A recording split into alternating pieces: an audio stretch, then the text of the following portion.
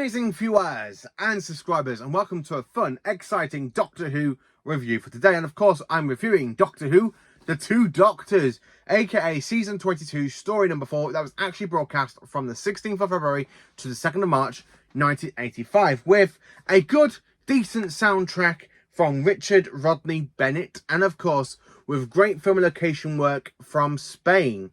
Now, this story, it is one of my favourite stories, as of course we do have the return of Robert Holmes, who basically returned to Doctor Who in the season prior to write The Case of Androzani. So he returns to give us this story, The Two Doctors. And of course we do have the return of Fraser Hines, who was last seen in Doctor Who as a phantom in The Five Doctors. And of course we do have the return of Patrick Troughton, who also returned in 1983 for The Five Doctors. But the last time we actually saw Fraser and Patrick on screen was back in 1969 during the War Games. Now, this story, as I have stated before, it feels it could have been a little bit better. I really honestly can say that. I feel like it could be a lot better because instead of it being the second Doctor being captured by the Santarans, it should have really been the Sixth Doctor and Perry going to talk to Death Star on the mission for the Time Lords. And of course, as they it should have been the Sixth Doctor get captured by the Santarans and Death Starry and Jacini and Shakai. It should have been the Sixth Doctor, and the Second Doctor should have been pulled out of his time stream to go and rescue his future self, not the future Doctor going to rescue his past self, or the current Doctor to rescue his past self. That's how I think it should have worked. I really think it should have been the Sixth Doctor that basically gets captured, and it's the Second Doctor to go and sort out and try and fix his own future, in a way to sort of speak. So I like the fact how this story does open up. So after the actual credits, we are rolled in to a little black and white screen before it goes into colour with the Second Doctor and Jamie. And Jamie goes, "Look at the size of that thing, Doctor." "Yes, Jamie, it is a big one. It's like 20 castles in the sky." I honestly do like the Second Doctor, where him and Shockeye come face to face, and Shockeye goes, How dare you bring that object into my kitchen?" And the Doctor goes, "How dare you? I will not take this from an androgon. See, I am a Time Lord." I absolutely love how the Second Doctor says that, and him and Shockeye really don't get on. So when the Shockeye's there trying to talk to the Doctor about buying Jamie, also is he a gift to Death Starry, so Shockeye can actually eat them. Yes, the Shockeye is actually an androgon that basically is a carnivore, and they do eat people. And I do quite like how the Doctor gives him like a cucumber. He goes, "You get on with your buttery. Come along, Jamie." I honestly just love how Patrick Troughton does that. And like Jamie goes, "Who was that?" "Shockeye, the Quantum Grace," as he sort of said. I know what he said. Now, he's an androgon, Jamie. And androgons are, as I told you before. I honestly just love how the Second Doctor really clicks straight away into the story. It doesn't feel like a Colin Baker story. It literally feels like a Second Doctor story. But when, of course, the Doctor is on the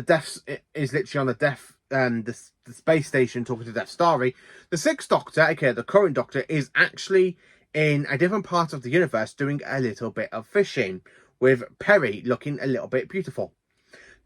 So I like how the Doctor is there, and he's there talking, "I like fishing." And of course he's there talking about a gumblejack, and she goes, "A gumblejack?" So when the Doctor literally goes, "It might be a record," like as he's doing his little bit of fishing, and then this little fish pops up, she goes, "Yes, Doctor. Oh, did you see the gumblejack? This poor little fella would have been lunch." So I like how the Doctor really throws it in. So then, of course, cutting back to the space station, where the Doctor and Jamie are talking to Death Story about the time traveling experiments. The station comes under attack from the Santarans, which gives us that fantastic piece of music made by Richard. That dun dun da da dun dun dun dun dun da da dun dun dun dun dun da da dun. I absolutely love that piece of music for the Santarans. It is such a great theme. So of course there is a bloodbath during the space station, and the Second Doctor is captured while Jamie does run away. So Death Starry and the Santarans with Jacini and Shakai do escape to Earth. As of course, basically during that point, the Doctor enters a sort of mind slip. So his mind is connected to Troughton. So he's there experiencing everything, and the Doctor has a little bit of a seizure where he's there going, like that, and he goes, "I do not faint." And of course, I like how the Doctor and Perry do go to the space station and arrive several hours later after the brutal attack on Death Star's space station, and everybody, all the Andrew Gums are dead. So the Doctor comes across dead Andrew Gums and all that. So I like how literally the Doctor gets the computer working and he goes, "It threatened the Time Lords." What? It threatened the Time Lords. And then, of course, Perry ends up being attacked, and that's the end of part 1. Where part 2, we basically get to the fantastic location of Spain. This fantastic... It's not an apartment. I don't know what the funny word is. I don't know what they actually call it. I don't know if it's called... Oh, what is it actually called? It's like a mansion, but the Spanish have a different word for it. So anyway, the Doctor, Death Starry, and the Santarans make it there after Jacini and Shakai, after Shakai has eaten an old woman.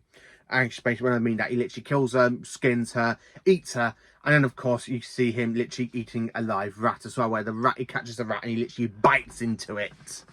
Bit of a dark story. The two Doctors, and season 22 is definitely quite a dark season. Which is why I think I love it. I absolutely love it.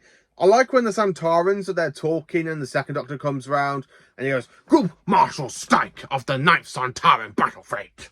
I just absolutely love the Santarans. The actors that play the Santarans are really well. The costumes are absolutely fantastic as well. I do love the absolutely Santarans design.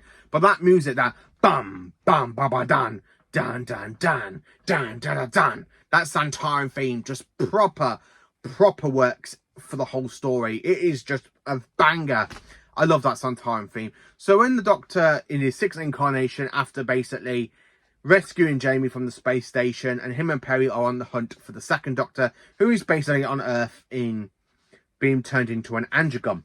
And of course we do meet two of the most annoying people of the story, who really are played a little bit over the top, especially when it comes to his death scene, where he literally gets stabbed by Charlton, and he's there literally, "Goodbye, my dear, take care, my beautiful muffs." Yeah, I just don't care for his death scene. It's very comical. That's the thing I have to say about it. It's very comical. It's very...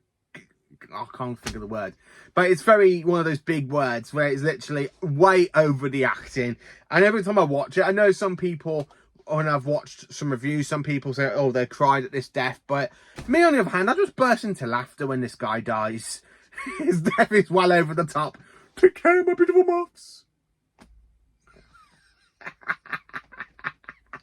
I like that creepy cliffhanger to part 2 when you got Perry running away from Shaka and he goes, "Come here, little one. Shaka will help you."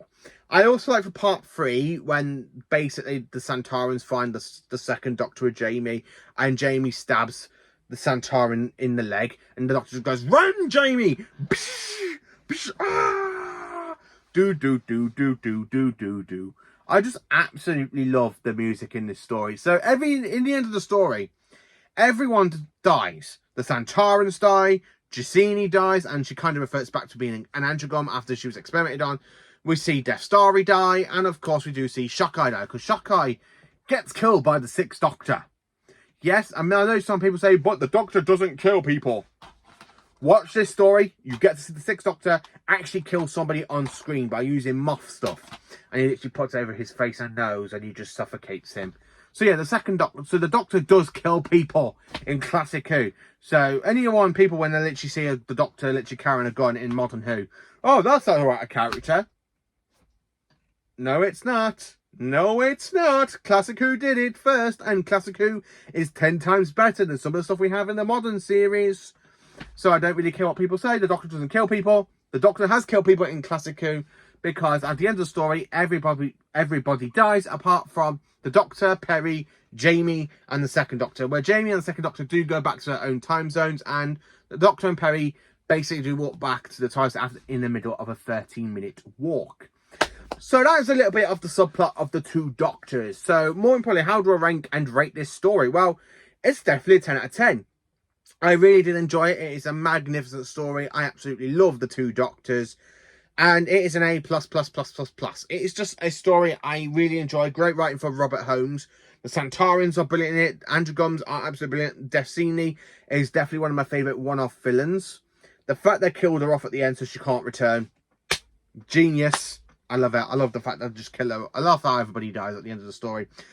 So I've been asked basically what is my next review going to be for Big Finish. So after this review, my next review will be on Doctor Who and the Brain Drain from Big Finish, which is a Third Doctor and Liz Shaw's story. And this is actually the Third Doctor's second story before we get to Doctor Who and the Silurians. So I will be listening to this a bit later on tonight. And my review should be up round about, hopefully, Sunday night. Hopefully. But yeah, because it's 7-part, I'm not trying to listen to 2 stories per night. But yeah, The Two Doctors, absolutely a fantastic story. I really enjoyed it. Absolutely brilliant. So check out other Doctor Who reviews I've done more recently. And stay tuned for some more awesome Big Finish reviews. After the Doctor Who and the Brain Drain, I have got a lot of Big Finish to catch up with. So there will be some Big Finish reviews coming out between next week and November, the last week of November. If I buy any more Big Finish audios, because I probably have got a big massive list that I've got in my Amazon basket. But thank you for watching. Please do like, subscribe and share, and join me from Awesome for more awesome Doctor Who content. Thank you for being magnificent.